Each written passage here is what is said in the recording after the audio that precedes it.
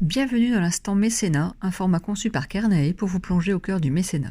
Chaque épisode a pour but de vous faire découvrir des projets d'innovation sociale sur la question de l'habitat soutenus par le fonds de dotation Kernae.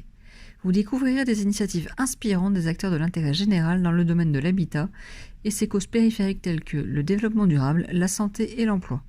Vous comprendrez leurs motivations, leurs défis et l'impact positif de leur travail sur le territoire et la société. Place au lauréat de Kernae qui vous présente son projet. Pauline Molnar, moi je suis déléguée régionale Bretagne pour la Fondation Le Refuge et déléguée départementale Ille-et-Vilaine.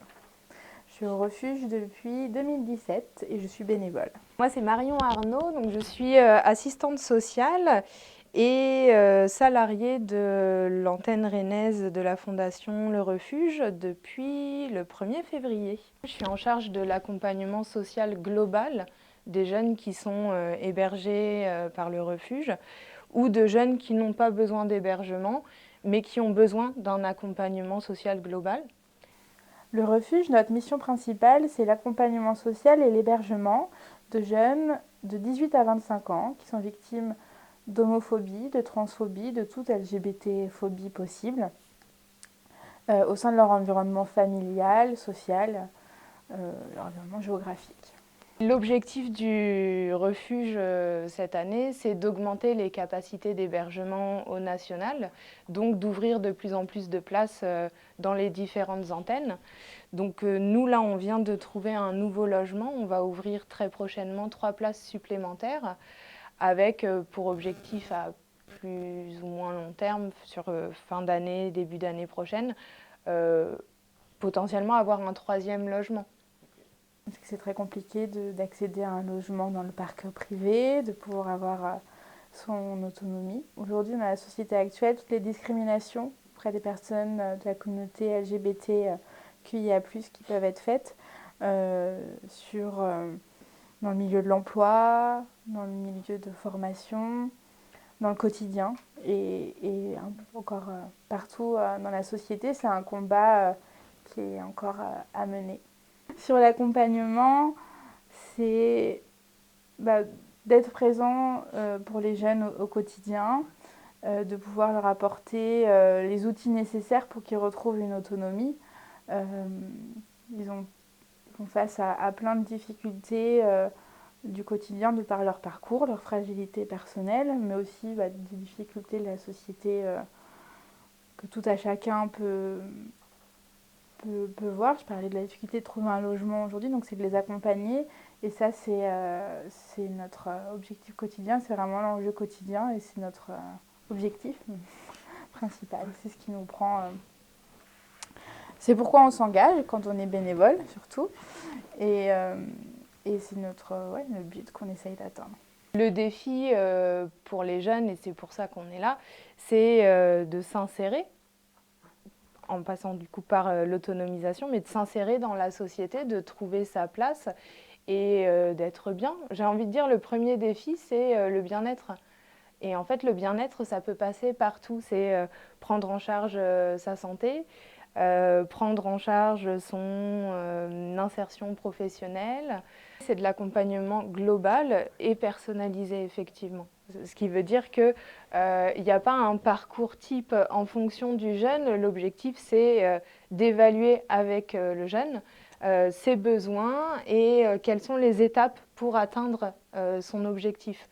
Donc c'est vrai qu'il y a des jeunes avec qui on va travailler sur quelque chose où même moi je vais découvrir des choses parce que je ne connais pas toutes les démarches. Donc finalement on y va petit à petit pour atteindre les objectifs fixés en fonction de chaque jeune. Au niveau des partenariats, on en a un qui est important, je dirais même le plus important pour nous, c'est avec la ville de Rennes qui nous soutient. On a la chance qu'elle nous soutienne et auprès de qui on loue notre premier logement. On a la chance à Rennes d'avoir un tissu associatif assez important. Et donc je pense principalement aux autres associations de la communauté LGBTQIA+, qui participent par le militantisme, leur combat quotidien, avoir plus de visibilité pour les personnes et donc essayer de combattre les discriminations qu'ils peuvent vivre.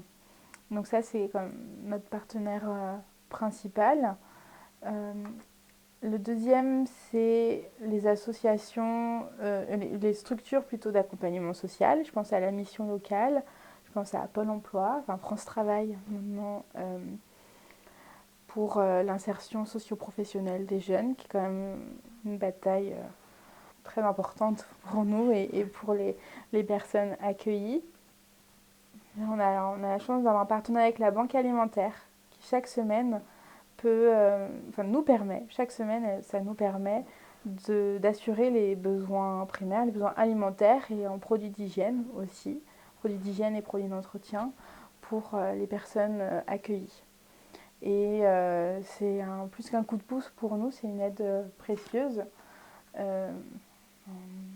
dans l'accompagnement jeune parce que c'est un besoin primaire et nos partenaires principaux. Comment on accompagne?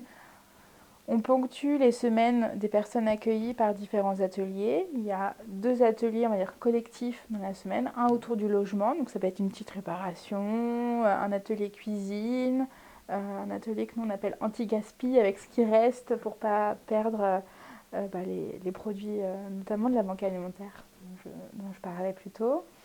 Donc voilà, un atelier sur cette thématique-là, la vie quotidienne, et un atelier plus sur la cohésion, la convivialité, le lien social, qu'on appelle notre atelier loisirs, on a fait simple, où là c'est découvrir Rennes par une balade, faire un pique-nique, faire un karaoké. On fait beaucoup de karaoké au refuge Bretagne. Et c'est plein d'activités comme ça qui nous servent de support à des moments de partage et à des moments de cohésion. Troisième temps quand même très important et qui est vraiment le fil rouge de l'accompagnement de la personne accueillie au refuge, c'est l'entretien individuel avec la travailleuse sociale qui est environ une fois par semaine en fonction des besoins et des thématiques du moment et qui est vraiment là où on va se définir les axes de travail individuels pour le jeune. Donc ces deux côtés, l'accompagnement individuel et l'accompagnement collectif se complètent. L'année 2024, c'est une année de développement pour nous et qu'on espère que ça va prendre de plus en plus d'ampleur. Une subvention pour nous, une aide comme celle de la fondation de Kernae, c'est de pouvoir avoir plus de budget pour augmenter le temps de travail du travailleur social, faire plus d'activités variées auprès des jeunes parce qu'il faut, même si c'est une activité loisir, si c'est un loisir créatif, il faut du matériel, il faut pouvoir améliorer les logements. On avait une armoire à changer, par exemple, encore récemment. Donc c'est améliorer le quotidien des jeunes et de l'équipe de bénévoles pour toujours accompagner au mieux les personnes accueillies. Nos projets futurs, le projet surtout là en ce milieu d'année, c'est l'ouverture d'un second logement. On a actuellement, on vient de récupérer les clés d'un deuxième logement. On va pouvoir ouvrir 3 places supplémentaires sur l'année 2024. Je dirais que c'est pas simple de faire appel quand on est en difficulté. Souvent on n'ose pas, on se dit c'est pas pour moi, j'ai pas besoin, je vais y arriver seule. Je dirais que c'est normal d'avoir besoin d'aide, c'est normal d'avoir dans un moment difficile, c'est normal de ne pas y arriver seul et d'avoir besoin de soutien. Pour nous contacter, on a une ligne du refuge avec des écoutants formés derrière, qui est accessible 24 heures sur 24, 7 jours sur 7 et qui est gratuite et qui est le 06 31 59 69 50.